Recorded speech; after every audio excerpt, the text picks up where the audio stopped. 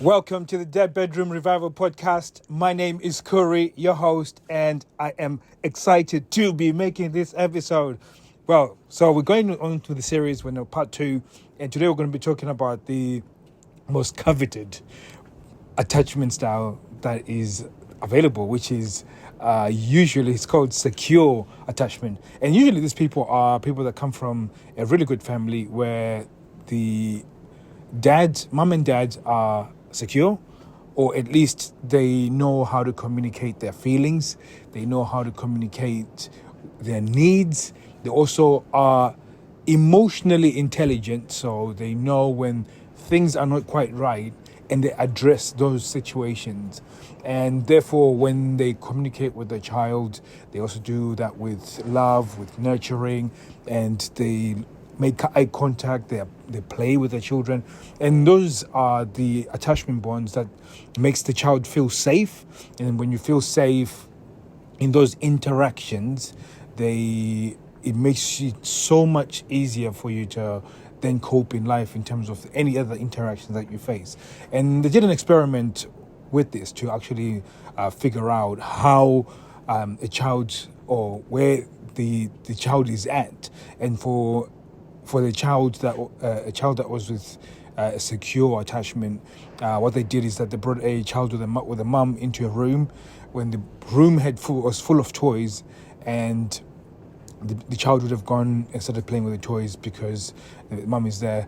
And then the guy who was running the experiment would sort of suddenly just take mum out of the room, and then they would watch from a window. And as soon as the child realized that mum is gone, they would get into a state of panic and fear, and then they'll start crying. And then as soon as mum comes back into the room, the child would get over to mum and then cuddle mum, and then would then feel secure that I'm safe again, and then will resume playing.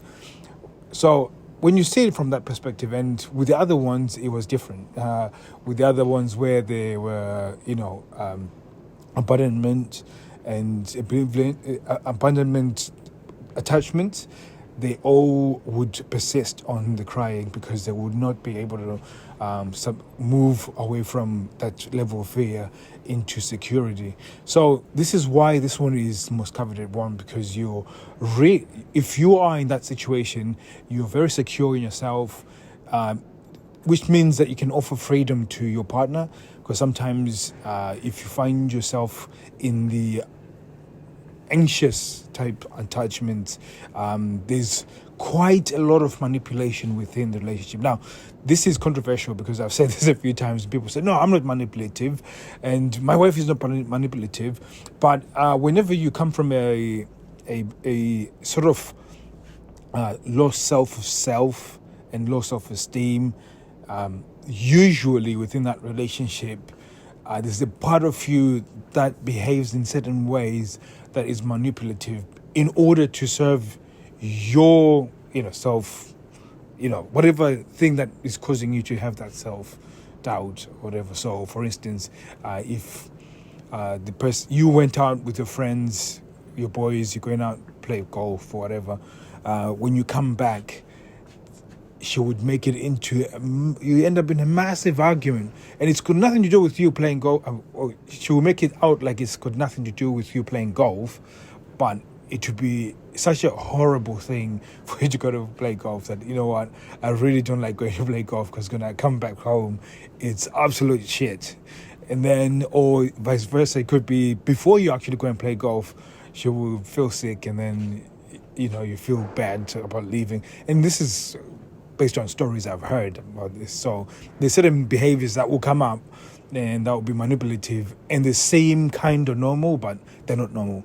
So it's when you got that sort of secure type attachment style, it makes it so much easier to be in a relationship. Now, it's possible that you might have you might have a secure attachment, but now you're attached to somebody. You are now within a relationship with an attachment of anxiety. So again, you being able to understand how it works, especially what sort of anxieties that they feel, and whether it's separation or if it's avoidant. So if it's if it's one of separation, then you would understand how to maneuver around that sort of person and also make them feel safe, so you can both meet each other's needs and then therefore have the tools for your relationship to flourish. So it's one of those very interesting subjects, because I could go on and on about this, and I'm just sort of giving you an oversight. If you want to get more information, go to www.thebedroomrevival.com, and we'll discuss more in detail with this and really just dive in deep, so I can give you the tools so you can transform your relationship and have the best frequent sex ever. So when having a secure attachment isn't just exclusive, and I personally believe that you can be you can have an anxiety attachment and transition to a secure attachment. I think there's certain things that with knowledge comes with power. So by understanding what sort of trauma you've faced and understanding what sort of things that trigger your anxiety and your fear, you can overcome your fear. You can confront your fear. And as you confront those fears, and you can heal and get better, and therefore get into a place where you're secure. So, and I think that's one of the things that you can actually do. And some of it has to do with, actually confronting the thing that you think is scary. So for instance, if you're putting yourself out there and you know that you're going to be rejected, I think I would rather take the rejection. Before I used to sort of avoid rejection, but now I'm quite happy to, and this is, I'm just saying all walks of life. So for instance, if I was trying to get a raise or a promotion, instead of me just sort of wondering and maybe or not, and then just going on in my head, I would actually go to the manager and say, excuse me, I've been working here for whatever, and I've done these things, specific things to show my skill. Is it possible that I can now move to the next step? Or ask them, what's the next steps for me? What steps do I need to take in order for me to get to the next level? And then if they tell me, then I'll be, okay, execute, and then try and get into the next level. So I think most people, they just sort of don't do anything. There's people that hate their jobs right now, and they've talked about, I need to change my job, I need to get another job or a different job. And then because they're so afraid of rejection, they will not make that move.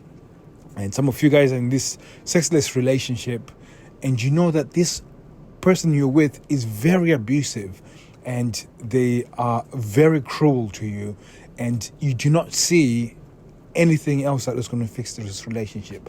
Just because you fear to be alone, you rather take it and not do anything about it. So again, this is so powerful that sometimes we think less of ourselves than a situation like I heard this before, and I in my head I thought I would never repeat this, but I think I should, because it probably will transform your life as much as it transformed me. That somebody said that you are in a sexless relationship because you've chosen to. And I know it's cruel to say that. It sounds cruel, but somebody did say that to me, and that's really transformed me, because it's like, how did I choose? And it's not that you consciously said, oh, I really want to be in this relationship, but it's the way that if you have always failed to communicate your feelings and communicate your needs, then the fact that you can't convey them and successfully get sympathy from the other person so they can see what's happening in their shoes, then